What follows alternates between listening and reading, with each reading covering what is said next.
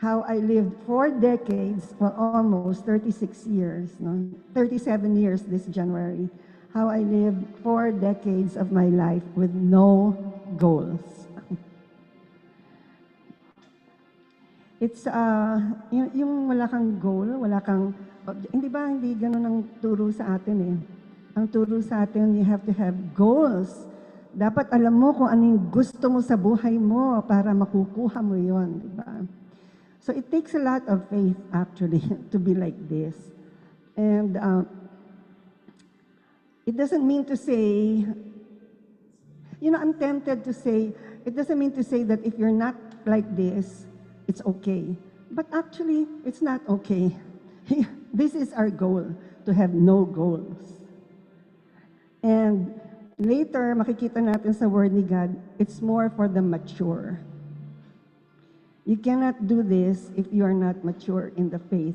But actually, I started doing it when I was a 1-year-old Christian. So I'm not sure. Maybe maturity has nothing to do with the time frame or number of years, but it is a condition of the heart. As soon as you receive Jesus Christ, you can immediately be mature. Amen. So it is my prayer that the Holy Spirit will speak to any one of you who wants this kind of life or who is already in this kind of life. So the power of having no goals. Actually, hindi ito yung magiging message ko. Kaya nga lang, nung na-bless ako dun sa message ni Pastor Cookie last week, di ba? The perfected life, and then the disciplined life na sinasabi niya. Then, so I was, when she was preaching, iniisip ko, Lord, kailan ko ba namin maa-attain yung goal namin? Di ba? Pag mamatay na ba kami, or malapit na akong mamatay, paano ko bang alam na I have finished the race, or ang tagal naman, kung mamamatay kang 80 years old, ang tagal pa, no? And then God spoke to me while she was preaching. Sabi niya, sa life span natin, meron tayong mga goals na na-achieve ni God para sa atin. No? So ni-review ko, and I have completed some things in my life in my 36 years as a Christian. And so yun ang inano ko. But then, sabi mo, Lord, no goals. And I remembered my prayer, ayun yung sinner's prayer, nung na-born again ako. Before I got born again, ayun yung magpapakamatay ako for the others who don't know. No?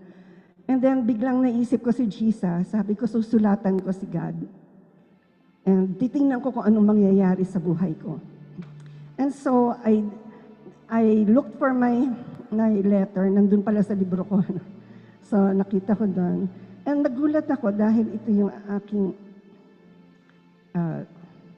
ito yung letter ko, na mga excerpts. Ang first word ko, sabi ko, no goals. Kaya tinitle ko, no goals. No objectives, no methodology. Make me, Lord, a blank, a faceless sheet so that I can be free for you to remake. This is ngayon ko lang na-analyze, this is a very brave prayer. And when I prayed this, I was at the top of my career. I had my own house. It was such a beautiful house. Yayamanin na bahay. Ako lang mag-isa, nakatira doon.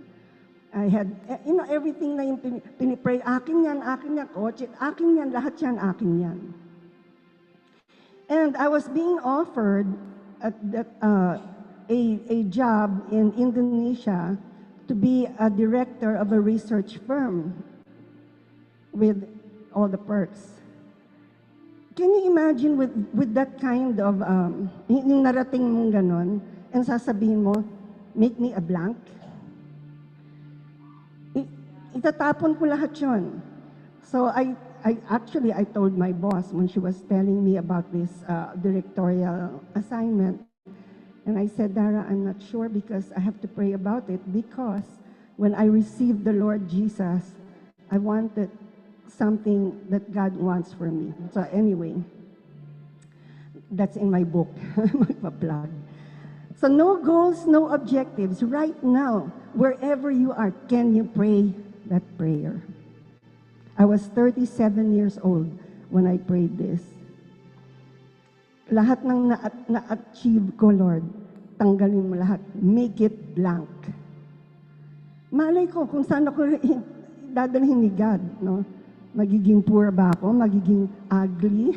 Ayaw natin yun. Magiging, ano bang, lalo na naiisip ko, Christian life, parang corny, di ba? Well, anyway, so I prayed, and then, ito pa, I just got some excerpts from my prayer. And then, look at this. Please use me, Lord, the way you have planned it. Parang ang galing ng theology ko, no?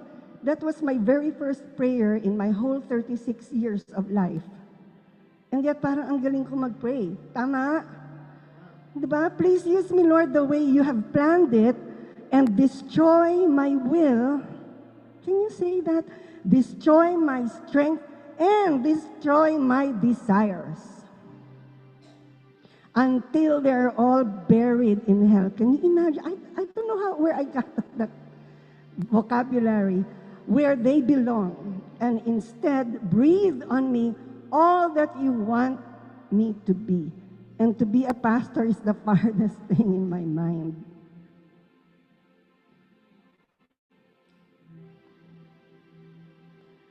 Allow me, no, success.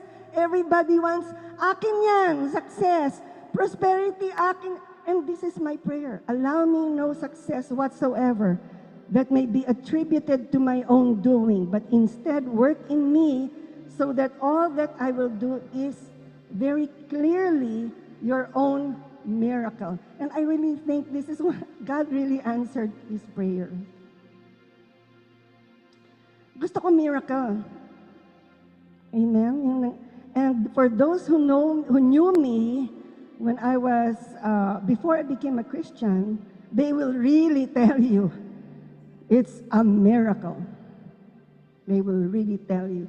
I cannot even tell you everything about my life because it will be censored.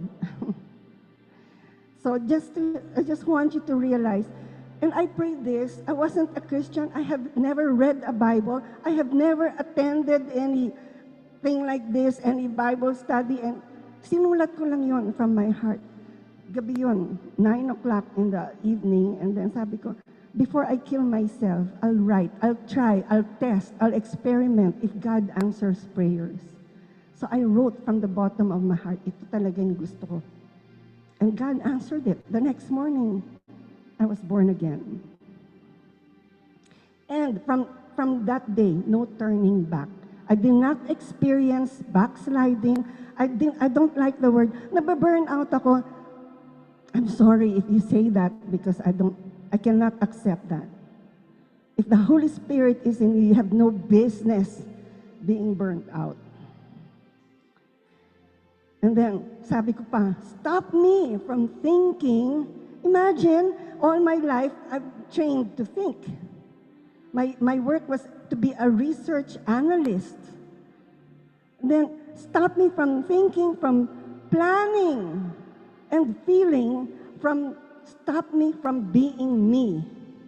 So you can take over the course of events that you wish to unfold before me as part of my training.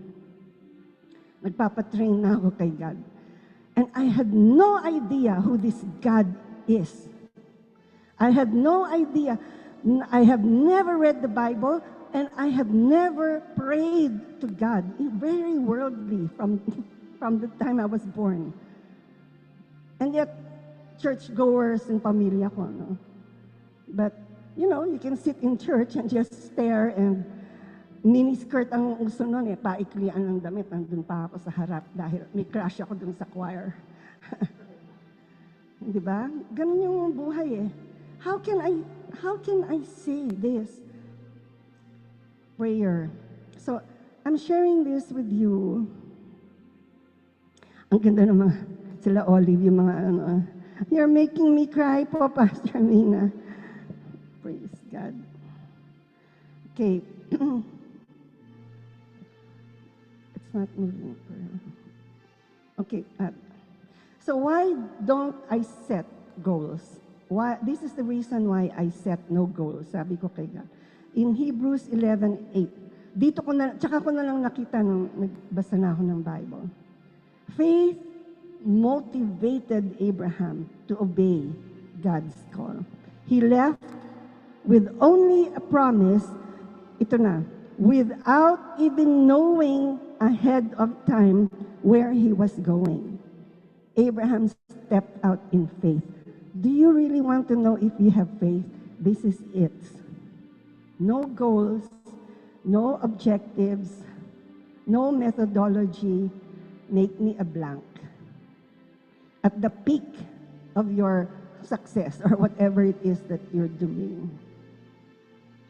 Kaya ako sinabi yun, dahil hindi naman ako sure kung, teka muna, ito bang kinakalagyan ko? Ito ba yung gusto ni God para sa akin? O ito yung mga answered prayers ko? Kasi mahilig ako mag-claim. You know, you can get what you want actually. And it's a gift from God. But you cannot really live a life of power. So this is how a Christian lives according to Galatians 2:20. My old self has been crucified with Christ. It is no longer I who lives, but Christ. So in your mind, kaya ko ba yan? This was my prayer. Sabi ko, Lord, destroy my will, my strength, and my desires. Yun pala yun. So that I no longer live.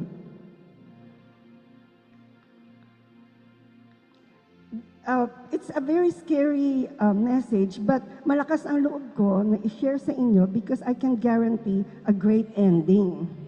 Amen?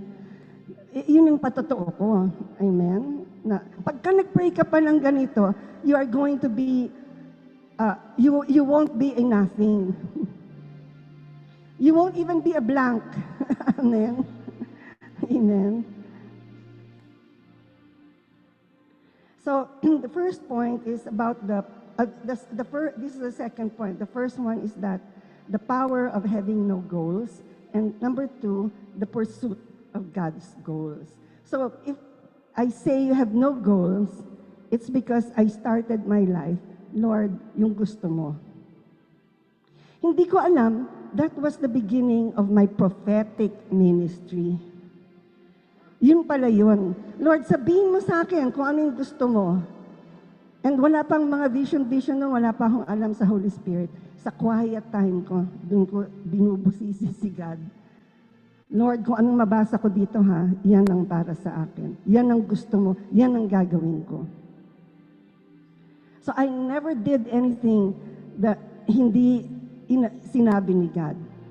Hindi nag-okay si God. So even when I was my first year as a Christian, even my resignation from my office, gusto ko na mag-resign kasi hat na hat ako mag-ministry. So that was, I got born again January. March, I wanted to resign and go full-time and share the gospel. Naisip ko, Lord, ibebenta ko yung kotse ko, mag-house to house ako, siguro mag-a-apply ako dun sa yung nagtitinda ng Barclay para makapasok ako. Ito ho, gusto niyo. Alam niyo, si Jesus, yun yung ambition ko. But March, pagbasa ko ng Bible, Lord, kausapin mo ako. Yung reading for that day, nakalagay doon, on the 12th month of the 12th day, on the 12th day of the 12th month of the 12th year. Wow, sabi ko, December 12. Tapos kinikwento ko doon sa aking supervisor. Sabi ko, Freddy, ganito, ganyan. Ferdy, ganito, ganyan.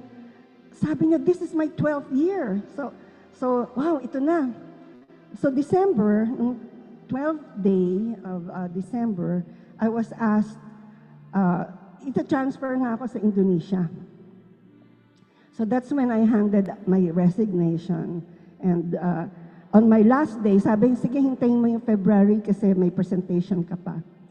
So on my last day in the office, I got a call. The secretary said, you have a call from Cosmopolitan Church. They found out I got born again. And then the pastor, Pastor Ray, talked to me, and then he said, we're looking for a Bible teacher for the young people. Can you do it? Hired na ako. Amen? So imagine, if I did that earlier, basta yung timing ni God. So make me a blank, no goals, just give me your instructions, and I'll follow. And life is going to be exciting. So how do you pursue? Oh, let me just share. This is not to brag, no. I just want to tell you, look at all these. Ito yung mga nangyari sa akin. No? 1988, that's when I got born again. I discovered that God can talk back to you. Then in 1989, I became a full-time church worker. I 1-year-old Christian na form ko yung TPL, Truth, Power, and Love seminar, and the Fivefold Ministry. I didn't quite understand what it was, pero yun ang tinuro ko dun sa TPL.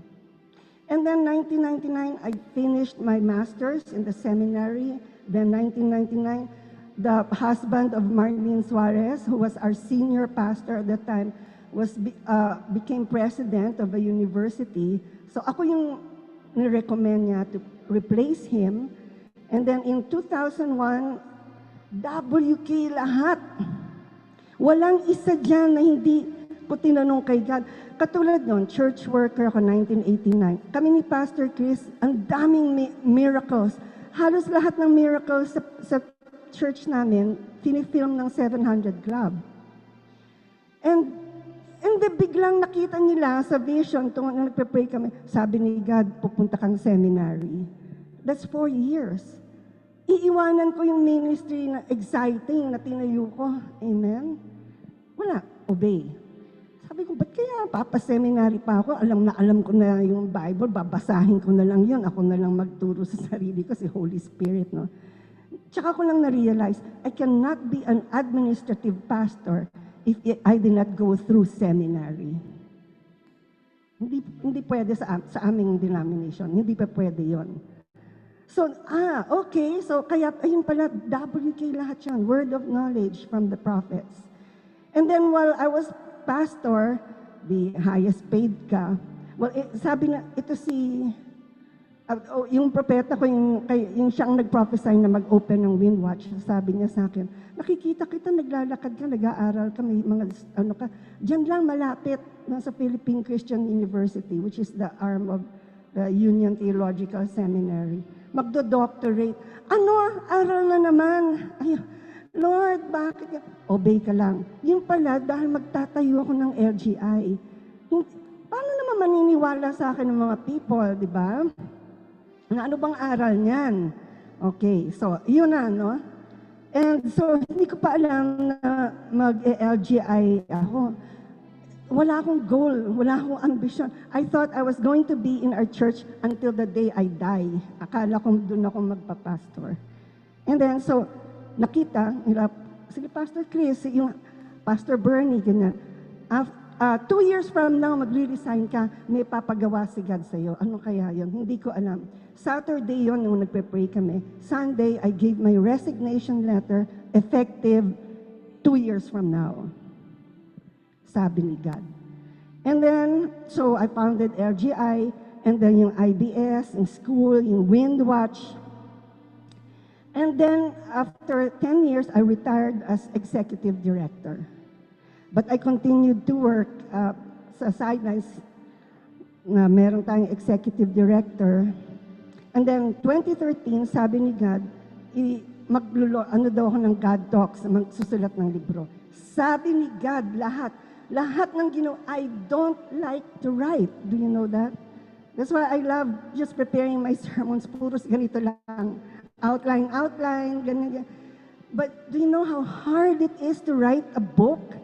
Every word counts, every sentence bibilangin mo, it's, but obey ka lang. Yun palang gagamitin ninyo sa OSG. Amen? Magpa-pandemic pala. Kasi hindi ko naman naisip yun. Si Pastor Cookie yata, anong papagawa natin? Anong project natin? Dapat, sabi, ayun na naman si Pastor S, nakita ni Pastor S. Sabi ni God, mag-form ka daw ng groups, yung mga teachers, ganyan-ganyan. Sinong teachers? 72 teachers, sabi pa ni God. And true enough, meron tayong 72 teachers. Anong tuturo nila? Tapos sabi ni Pastor Cookie, di yung God Talks na mga libro. So, ginawa ni Pastor Chris ng mga slides. So, yun na. WK lang yun, no? And then, nananahimik ako. Tapos sabi ko, Pastor S, tanungan natin si God, anong plano niya sa akin? Parang gusto ko na yata mag-full time na magsulat. Sabi ni God, magre-retire ka next year. Di ba? As president. And so, I retired as president, but I was before, as president, I was able to put up the kids' school. How do I escape? The school, and then the OSGs, and the Miracle Nights. Thank you. And so I retired, and now I'm concentrating on God Talks. My brothers and sisters, ito ba ang blank na buhay? Amen? Ganun pala, if you give your life to God, sumunod ka lang sa gusto niya, He will lead you into something significant. So, kung ano man yung mga pinupursue nyo, handa ba kayo na, Lord, pwede mo nang i-cancel lahat, erase mo lahat, start from scratch? Magugulat ka. I know that this is a terrible thing to ask. You know, like, people might not want to do it, but, well, God is good.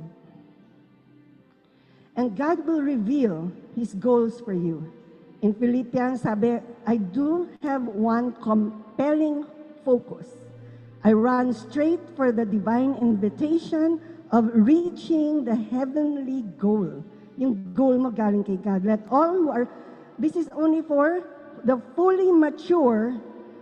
Let them have this same passion, and if anyone is not yet gripped by these desires, God will reveal it to them. You will be following one path with one passion. That's the goal. The goal of God for you, just for you. And you're not going to end up a nobody doing nothing, accomplishing nothing. You're going to get somewhere. And you know, I started LGI, I was already 53 years old. So pwede pala yun, ano? So now at 73, no? Going on 74. Malapit na kasi, 74. I'm just beginning with my books.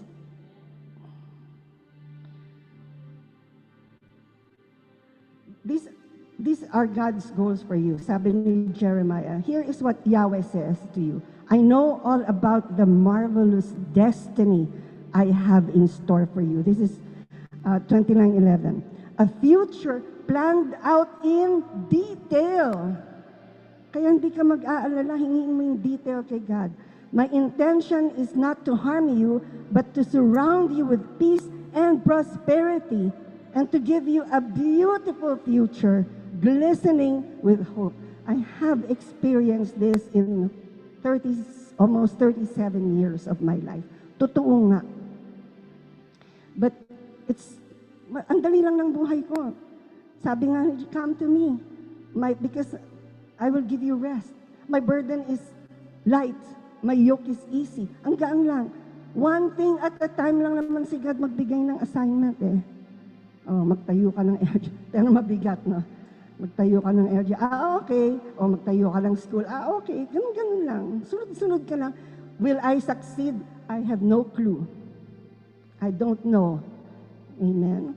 Kaya pala, like si Pastor, I think it was Pastor Chris who gave me a word of knowledge nung bago yung LGI. Sabi ni God, mag-aral ka daw ng branding at saka packaging, marketing. Sabi ko, doon na nga ako nang galing.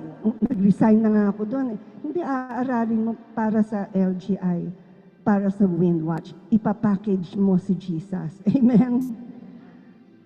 Amen. So WK lang lahat yon. God reveals His goals for the seeker. So I know that it's good that you always seek God. I do that also. Lord, anong gagawin ko? Okay ba pumunta doon? Magta-travel kami? Okay ba na ganito? Okay ba? Bibilhin ko to? Yes, but that's not necessarily the goal of God for you. But He will give you the desires of your heart. Pero wag mong isipin, yay, I've got it made. You know, let me read this. When you call on me and come to me in prayer, I will listen to your every word.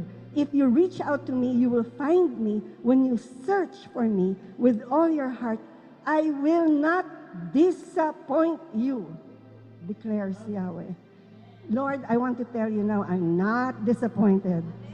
Amen. So,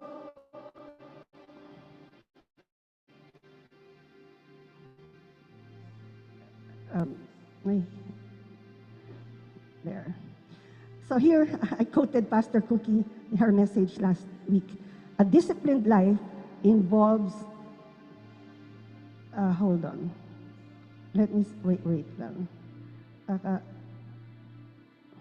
Okay. So, God, nilagay ko dito, the pursuit of God's goals, hindi, just because may word of knowledge ka, hindi ibig sabihin, hihintayin mo mangyari. It is your business to make your prophecy happen. Amen. So, Pastor Cookie can attest to that. I am so hardworking. Very hardworking, very meticulous, pero WK lahat. I have a disciplined life, and it involves its instruction, training, and correction. I make sure that I am instructed. I read a lot. I really find out ano yung dapat kong gawin. You know, you have to be informed. You have to be trained. And meron akong kuminsan na gawin natin to, ganyan-ganyan. Galing kay God, pero yung way ko mali. So, walang nangyayari, di ba? O sige, patayin na natin yan, Pastor Cooks. Throw it out of the window, hindi maganda. So, I still need to be corrected. But, thank you, Lord, di ba? So, you and me, we are responsible for making our prophecies happen. Kung ano mga sinabi ni God sa atin, tayo ang gagawa. Amen? Tayong gagawa, papagandahin natin, aayusin natin. So, itong, remember this, your goals are God's revelations and your response. Basahin na natin lahat. Your goals are God's revelations and your responsibility. I-change natin, gawin yung my. My goals are God's revelations and my responsibility. You seek what God wants for you, and then you do it. It's your responsibility to make it happen. And God will give you the strength. Amen? And God's goals always lead to a significant life. See, I did not say prosperous life. You can be rich and wealthy and not significant. Amen? Anong gusto mo? Lahat nga nandyan, wow, success, prosperous, abundant, but not significant. So, a significant life is a surrendered life. Amen? If you want a significant life, yung God's way, God's goals, you have to be, no goals, Lord, wala kang agenda except Jesus' agenda. And a surrendered life is a seeker's life. You always seek. Hindi ba sabi nga, when you seek me in prayer, when you seek me with all of your heart, I shall be found by you, sabi ni God.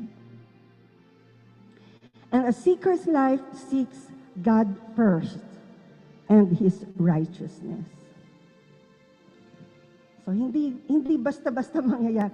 I claim it, I claim it. You have to undergo these things so that you can receive it. You pursue the goals of God, not yours. Amen? And lastly, this is the promise of a significant life. This is my summary. A significant life is a busy life. Amen? Daming pinapagawa si God. Para significant ka. Amen? So, ito yung tinake up natin, these three. The power of having no goals, the pursuit of God's goals, and the promise of a significant life. So, as I end, my last slides will be promises for you to claim. Ito yung promise ni God if you pray that prayer. Lord, you take over. I want to follow. The thing is, do you have enough courage to do that? Nakakatakot yun, ha? Hindi biro yung prayer na yun. Lalo na kung ang daming naka-line up sa buhay mo. Dami mong achievement, ang dami. You let go. And you know, you will not really, you won't have to do it, but when you say it, God will take you seriously. Yan ang problema. When God takes you seriously, it's gonna happen. And something awesome will unfold before you. Kaya nga sabi ko, Lord, this is my prayer that I will make it till the end. Amen. So, I want you to think of a number between 1 and 5. 1, 2, 3, 4, 5. Then I will flash kung ano yung promise ni God, 5 yon. Kung ano yung number na pinili mo, yan ang promise ni God sa'yo.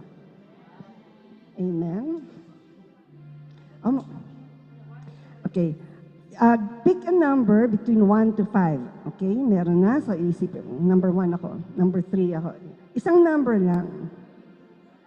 Para totoo. Huwag mong sabihin all of the above. Because we're not playing a game. See? Serious tayo dito. Lord, yung para sa akin, yun ang ibigay mo. And then, so kung nakaano ka na, I will flash the promise and pag nakalagay doon, number 1, yan ang sayo. Amen? So pag naano ko, I want those who na nagka-number 1 will say amen or you can clap your hands. O sino nag-number 1? Patingin? Walang pumiling number 1? Sa Zoom, ayun, yan, ang dami. Buti pa ito mga to, ang daming sagot si Sally Diernes. Ayun, ang dami nila. So, number 2, sino mga pumiling number 2? Taas ng kamay. Wala. Number 3, ayun doon. Number 3. Number 4. Number 5. Wow. Exciting. Okay. Promise for you, for your significant life. So, mga taga-Zoom, ito yung number 1. Okay, so remember kung ano yung goals ni God, they are far greater than yours. Picturean mo para pwede nyo, sa mga OSG ninyo, pwede nyo gamitin. Number 2, sino yung number 2? Ayun, God will unleash your potential. In Jesus' name. So, itong lahat ng ito yung na-experience ko as answer to my prayer. Make me a blank. Okay, I will unleash your potential. Kaya ko pala to. Itong ginagawa kong ito. You know, when I was in high school, college, I did not pay attention to my studies. I was not I didn't study. When high school, it was all parties. In fact, in high school, I flunked 2 subjects, Filipino and geometry. To the point that I had to finish it in another school. Kasi sa UP High ako 4 years. May dalawang sabit. So I finished it in a Methodist church actually, Methodist school. Yeah. Yeah, sino nagsabi nun? Ba't mo alam? Yeah, you know that, right? Yeah. And then when I was in college, I would always skip classes kasi nag-chess, na-addict ako sa chess. I would play with engineering students, mga lalaki lahat, kasi wala namang babaeng gusto na. And I beat them all. I became famous. You know, so ayun yung walang kahilig-hilig sa mga ganito, no? And no way sa church. No way, walang interest sa church, walang interest kay God, nothing. But God will unleash something inside. Ganito pala ako, OC pala ako sa trabaho. Ang sipag ko pala. So God will change your life. Okay, number 3. Wow! You will exceed your limits. Ang galing ng mga pinili nyo, ha? Sino sa number 4? Taas kamay. Okay, I'll give you a confession. I arranged it ng paganda.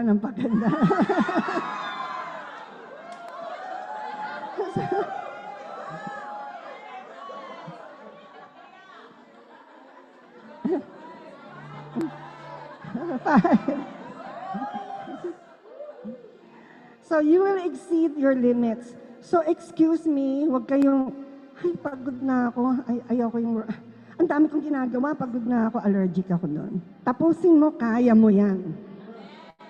Kayanin mo yan. Amen. So, now na.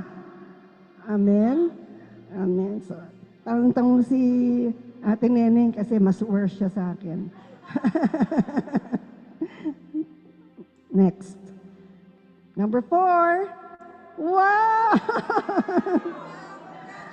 You will achieve the unimaginable.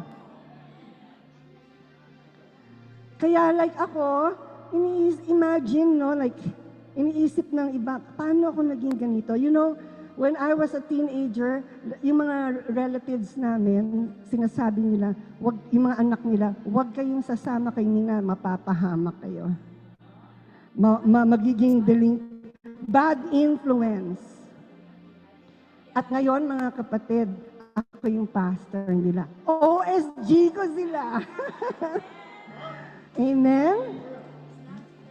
Unimaginable. Number 5, you will create a ripple effect of far-reaching impact. Tayo nga yung mga number 5. Wow! Praise God! Congratulations! Marlene, ikaw din pala si... Praise God! I love it. Lord, I just pray this for each one of them who's listening, whose hearts have been open to you. Lord, nagpatotoo ako ng ginawa mo sa buhay ko na pwede mo palang baguhin talaga. Pero merong prerequisite to be willing to be made nothing, a blank, to trust you, to have faith in your goodness, na hindi mo papalampasin. We will be significant. We will finish the race. This is my prayer for all of them. In Jesus' name. And for all those in Zoom, amen and amen.